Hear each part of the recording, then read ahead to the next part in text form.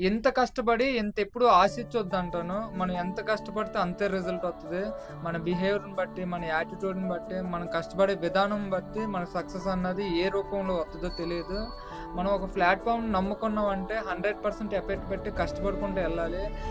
టెంపరరీగా అటొక అడుగు, ఇటొక అడుగేసుకుంటా enjoyment పోగూడదు, friends పోగూడదు, ఫ్యామిలీని sacrifice చేయకూడదు. మనకి సక్సెస్ రావాలి అనుకుంటాం. మూర్ఖత్వం, సీరియస్‌గా మూర్ఖత్వం. నేను ఎక్స్‌పీరియన్స్ చేసిన లైఫ్‌లో చెప్తున్నానుగా.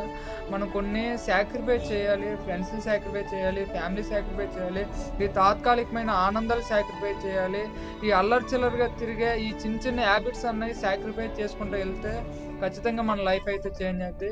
నిజంగా నా లైఫ్ అయితే చేంజ్ అయింది. నేను ఇదివరకు చాలా వరస్ట్‌గా ఉండేవాడిని. మనం మిడిల్ క్లాస్ వాళ్ళం, లోయర్ మిడిల్ క్లాస్ వాళ్ళకి పర్టిక్యులర్‌గా చెప్తున్నాను. మనం బాగుపడాలంటే మన బిహేవియర్ ఖచ్చితంగా చేంజ్ అవ్వాలి. మన యాటిట్యూడ్ ఖచ్చితంగా చేంజ్ అవ్వాలి. అందరికీ ఆల్ ది వెరీ బెస్ట్ అన్న. జై హింద్.